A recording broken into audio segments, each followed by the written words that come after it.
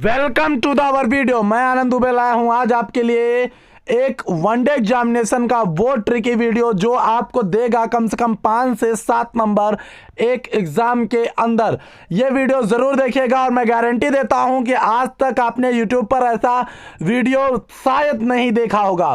तो चलिए शुरू करते हैं फटाफट देर न करते हुए आज का ये ट्रिक का महा खजाना, ट्रिक का खजाना। वीडियो को छोड़कर मत जाना।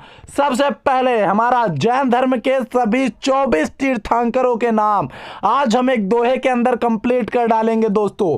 आज हम अपने उस दिक्कत को दूर करेंगे जो हमें सदा के लिए होती रहती थी। तो देखिए सबसे पहले जो हमारा यह ट्रिक है वो क्या है। देवजीत संभव अभी सुमित पद सुपारी चंद्र सुविधा पूज्य शीतल श्रेया पूज्य विमल अनंत धर्म शांति कृंत्र आहार मल्ल मुनि सुवीर नमी नेमि पार्श्व महावीर। तो इसका मतलब है दोस्तों, अब हम इस ट्रिक को समझना शुरू करते हैं। चलिए देखिएगा, देव, यहाँ पे देव से का अर्थ है ऋषभ देव जो कि इसके स्थापक रहे हैं। अगला आता है दोस्तों, यहाँ पे देखिए जीत, जीत का अर्थ होगा अजीतनाथ। संभव, संभव का अर्थ होगा संभवनाथ। अभी, अभी का अर्थ होगा दोस्तों अभिनंदन या अभिनंदन देव जी, ठीक। और सुमित का मतलब होता है सुमित नाथ जी के विषय में यहाँ पे बात की जा रही है दोस्तों। अगला आता है पद, पद का मतलब पद्म प्रभु।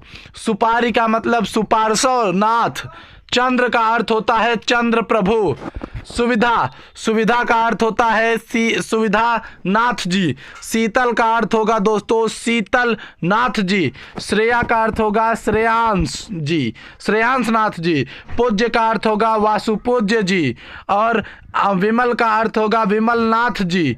अनंत का अर्थ होगा दोस्तों अनंतनाथ जी। धर्म का अर्थ होगा दोस्तों धर्मनाथ जी। और संत का, शांति का होगा शांतिनाथ जी। और कुंथ का होगा कुंथनाथ जी।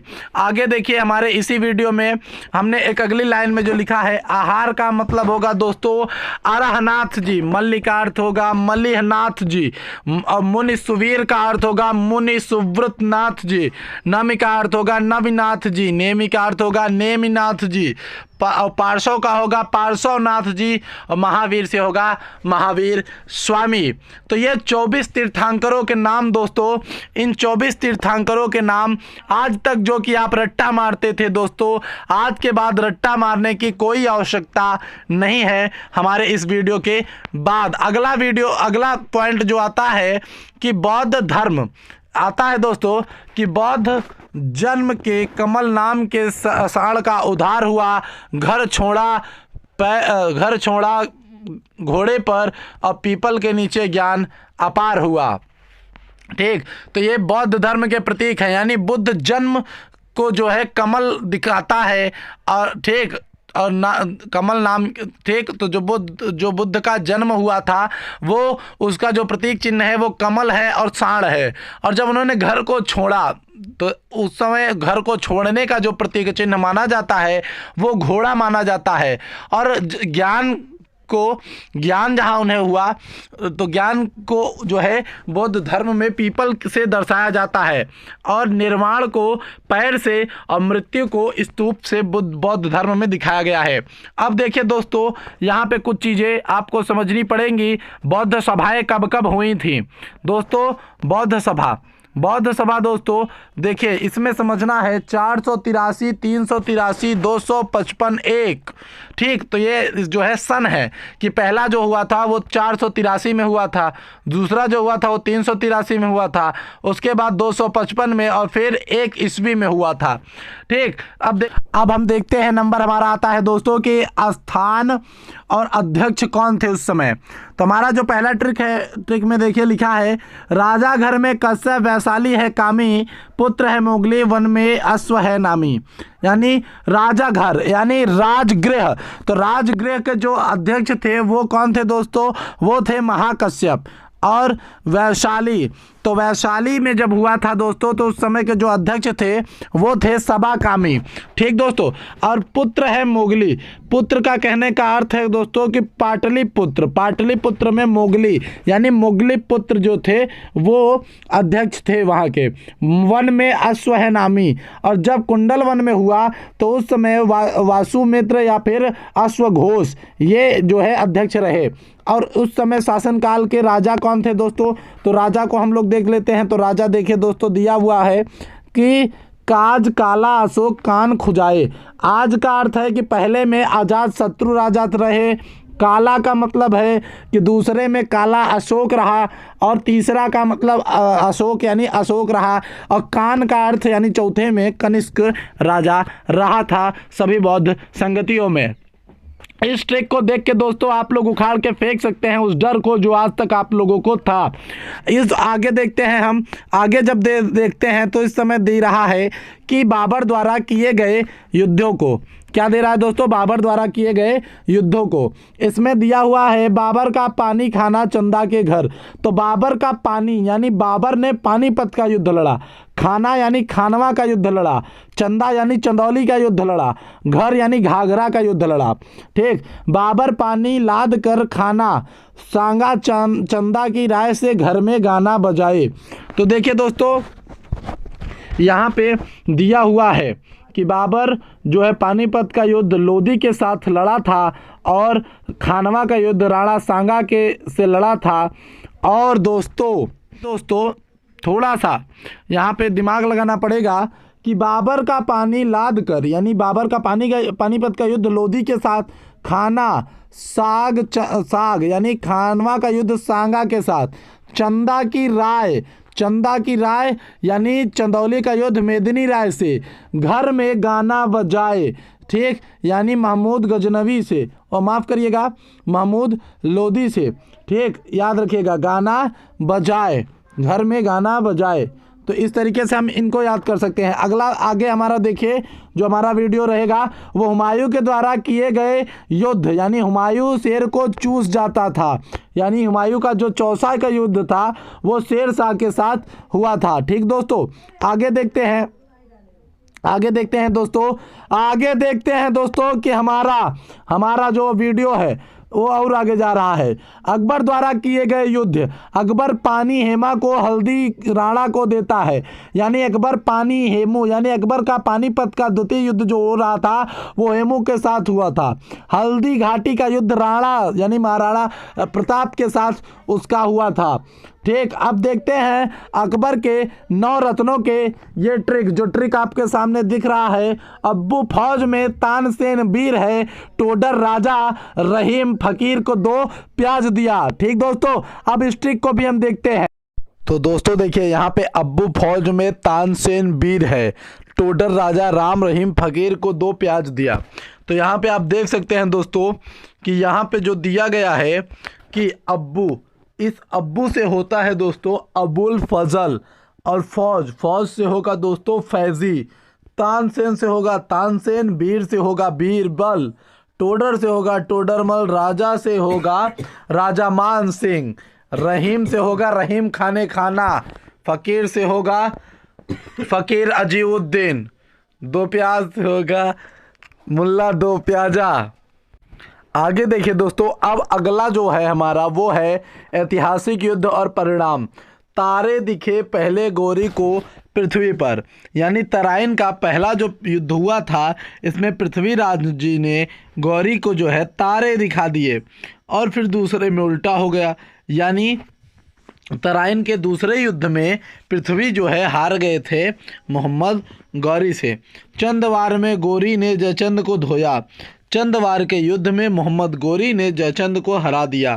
पानीपत में बाबर के हाथों लोदी मर गया। तो पानीपत के हाथ में बाबर जो लोदी था इब्राहिम लोदी, उसकी हार हुई।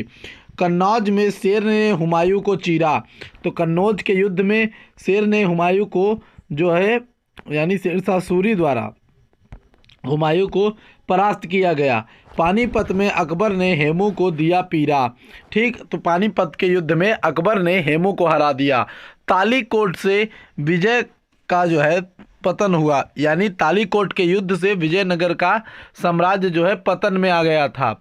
आगे देखिए दोस्तों, हल्दी घाटी में अकबर ने महाराणा को छुआ, यानी हल्दी घाटी का जो युद्ध था उसमें महाराणा प्रताप जी की पराजय जो है हुई थी। पलासी में अंग्रेजों ने सिराजुद्दौला को झगड़ा, तो अंग्रेजों ने सिराजुद्दौला को हराया दोस्तों पलासी के युद्ध में। वड़िवास में फ्रांसीसियों को झगड़ा, तो वड़िवास में फ्रांसीसियों को हार का सामना करना पड़ा था दोस्तों। आगे देखिए दोस्तों, आगे हम चलते हैं। पानीपत तिवारा में अब्दाली ने मराठा जीता, तो पानीपत के तीसरे युद्ध में जो है अब्दाली था दोस्तों, अब्दाली ने जो है किसको हराया? मराठों को। अहमद शाह अब्दाली ने मराठों को हराया। बक्सर में अंग्रेजों ने कासिम को जीता, तो अंग्रेजों ने मीर कासिम को हराया था बक्सर के युद्ध में। अगला जो हमारा ट्रिक आता है दोस्तों वो है प्रमुख वंश और संस्थापक के लिए। तो सबसे पहला जो वंश आ रहा है, ध्यान से सुनिएगा, सुंग-पुष्य। तो सुंग-पुष्य का अर्थ है कि जो यहाँ पे सुंग, यानी जो सुंग वंश था उसका जो संस्थापक था वो पुष्यमित्र था। याद रखिएगा वो कौन था? पुष्यमित्र था। ठीक दोस्तों, याद रखिएगा इस बात को। तो ये सुंग पुष्य था। आगे देखिए, वासुदेव कान्हा यानी कण्व वंश का जो संस्थापक था वो वासुदेव था। शिमुक वंश का संस्थापक सात मोहन था। शक वंश का संस्थापक जो शक वंश है दोस्तों, उस शक वंश का जो संस्थापक है दोस्तों वो यहाँ पे देखिए मोआना। ठीक, देखिए यहाँ पे जो शक वंश आया था, ठीक, आप समझ रहे हैं, शक वंश जो कि जहाँ से आप लोग देखते हैं कि यहाँ से शक संवत का भी जो है प्रारंभ भी हुआ था। तो जो शक वंश है दोस्तों, तो जो शक वंश था दोस्तों उसका जो संस्थापक था वो मोआ था। तो मोआना यहाँ पे दिया हुआ है, तो यहाँ पे आप देख सकते हैं कि उसका जो संस्थापक था वो मो था। याद रखिएगा इसको। आगे चलते हैं। कुषाण थे फिस्सी, यहाँ पे बोला गया है कुषाण थे फिस्सी, यानी जो कुषाण थे उसके जो संस्थापक थे वो थे कुजुल कडफिसेस, इसलिए यहाँ पे फिस्सी शब्द का उपयोग किया गया है। गुप्त श्रीगुप्ता यानी गुप्त वंश का जो संस्थापक था वो कौन था? श्रीगुप्त था। टकाटक देखे विंध्य शक्ता और वकाटक, टकाटक यानी वकाटक दोस्तों याद रखिएगा। यहाँ पे जो हम देख रहे हैं टकाटक, यहाँ से हम टकाटक को वकाटक बोलेंगे। क्या बोलेंगे दोस्तों? वकाटक। ठीक, तो यहाँ से वकाटक का जो होगा वो कौन होगा? विंध्य शक्ति। तो विंध्य शक्ति इसका संस्थापक था। पल्लवी थी सिंह विशालय, पल्लवी थी सिंह विशालय, यानी जो पल्लव वंश था, जो दोस्तों पल्लव वंश आया था। ठीक, याद रखिएगा कि जो पल्लव वंश आया था उसके संस्थापक किसके संस्थापक दोस्तों? पल्लव वंश के।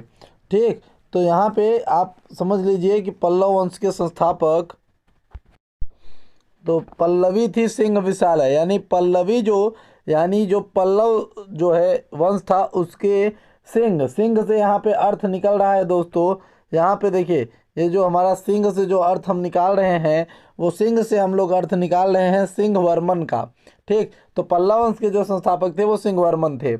आए चोल संग विजालय, तो यहाँ पे देखिए दोस्तों जो चोल वंश के संस्थापक थे वो कौन थे दोस्तों? वो थे विजालय।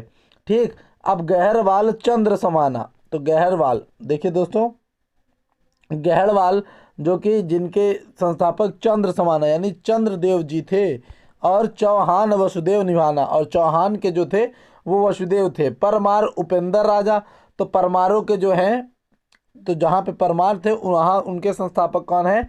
उपेंद्र। याद रखिएगा, तो परमार के जो हैं वो उपेंद्र है।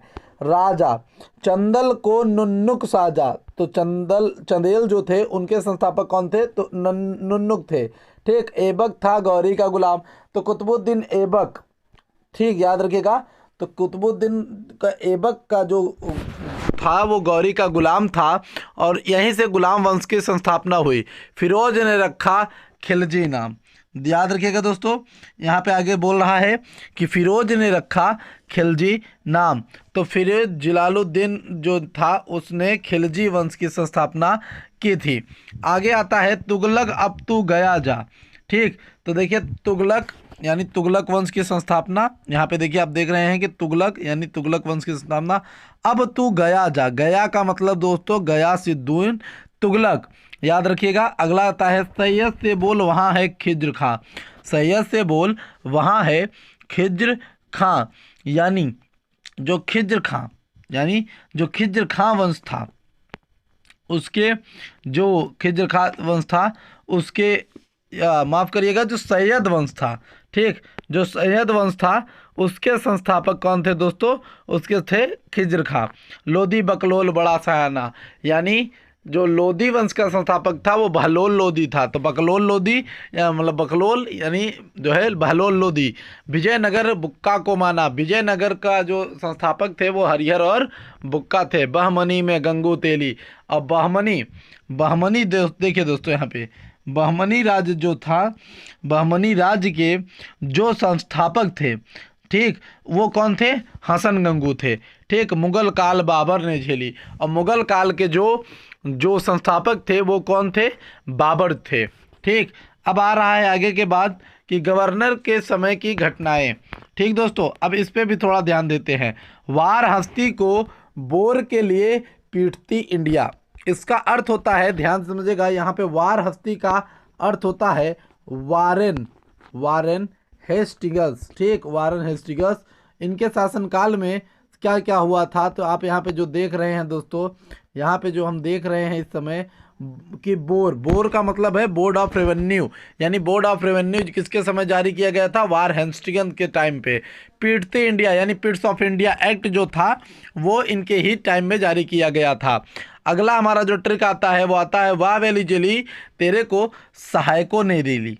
ठीक, अगला जो हमारा ट्रिक आता है दोस्तों कि वाह वेली जली तेरे को सहायकों ने रेली, तो इसका अर्थ होता है कि सहायक संधि। ठीक, याद रखिएगा कि इसका अर्थ होता है सहायक संधि। ठीक, आगे चलते हैं। डलिया लाओ इनाम पाओ वरना घर जाओ। तो अब देखते हैं दोस्तों, तो यहाँ पे देखिए डलिया लाओ यानी डलहौजी, डलिया लाओ यानी डलहौजी, इनाम पाओ यानी ये जो इनका लॉर्ड डलहौजी ने जो इनाम कमीशन की स्थापना की गई थी इनके टाइम पे, और इन्हीं के समय पर ट्रेन चली थी हमारे देश में, पहली ट्रेन चली थी जो मुंबई से थाने के बीच में चलाई गई थी, वो लॉर्ड डलहौजी के ही समय पर चलाई गई थी। अब आगे आता है कौन अंतिम गवर्नर और वायसराय है जो कैन पी के विधवा से शादी करके धर्म बदलने पर जमीन न देकर इंडिया काउंसिलिंग में पोलियो पिला दिया। अब ये लगेगा कि आपको कोई क्वेश्चन लग रहा है, लेकिन ऐसा कुछ नहीं है। यहाँ पे बस समझना है आपको कि कौन का मतलब है लॉर्ड का, क्या मतलब है? Lord Canning. क्या मतलब है दोस्तों? लॉर्ड कैनिंग, ये इसका मतलब है कि लॉर्ड कैनिंग, याद रखिएगा, लॉर्ड कैनिंग अंतिम गवर्नर थे और पहले वायसराय थे। ठीक, और इनके समय में जो हुआ था वो क्या हुआ था? ठीक, तो यहाँ पे मैंने दोबारा नाम दिया है कैन यानी कैनिंग, याद रखिएगा, इस नाम को भूलना मत, कैनिंग। ठीक दोस्तों, तो कैनिंग जो थे उन्होंने विधवा से शादी करके यानी विधवा की शादी कराने का जो है तैयारी करा दिया था कि इनकी शादी हो सकती है।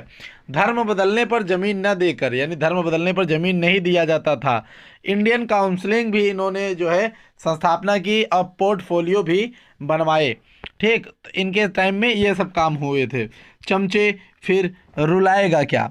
देखिए दोस्तों, यहाँ से आ रहा है कि चमचे फिर रुलाएगा क्या। तो देखिए दोस्तों, यहाँ पे नाम तो काफ़ी हैं, ऐसे नहीं है कि गवर्नर 1 2 या 3 ही थे।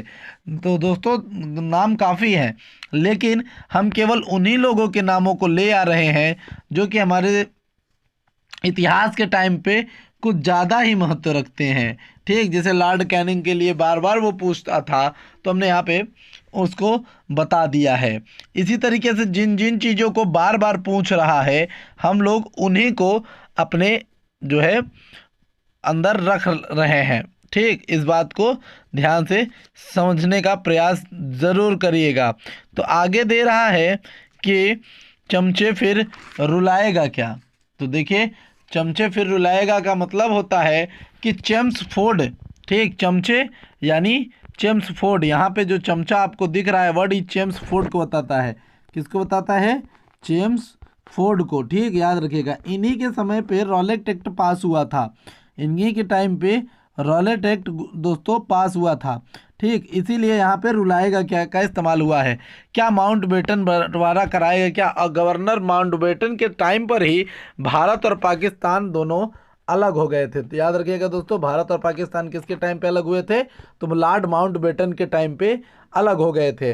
कांग्रेसी डफरीन मस्त है। ठीक, ध्यान से सुनिए, आगे दे रहा है कांग्रेसी डफरीन मस्त है। तो जो लॉर्ड डफरीन थे, इनके समय पर ही क्या कांग्रेस की स्थापना हुई थी। साइमन से बोले इरविन, गोलमेज सख्त है। तो याद रखिएगा, इरविन साइमन जो है, देखिए यहाँ पे बोल रहा है कि साइमन इरविन के टाइम पर, लॉर्ड इरविन के टाइम पर ही साइमन कमीशन भी आया था और पहला गोलमेज भी हुआ था। तो दोस्तों, आज का हमारा ये वीडियो अगर आपको बेहद अच्छा लगा हो और आपको लगता है कि ऐसे ही वीडियोस आपको चाहिए, तो यहाँ पे देखो, यहाँ पर जो मैंने लिख के रखा है, थैंक यू दोस्तों, लाइक ज़रूर करना। इसके ऊपर ध्यान तो बेटा दे के ही जाना। देखो भाई, अगर आप लोग इस पे ध्यान दोगे तो हम लोग आप पे ध्यान देंगे। ठीक, चलते हैं और मिलेंगे अगली वीडियो में। तब तक के लिए बाय।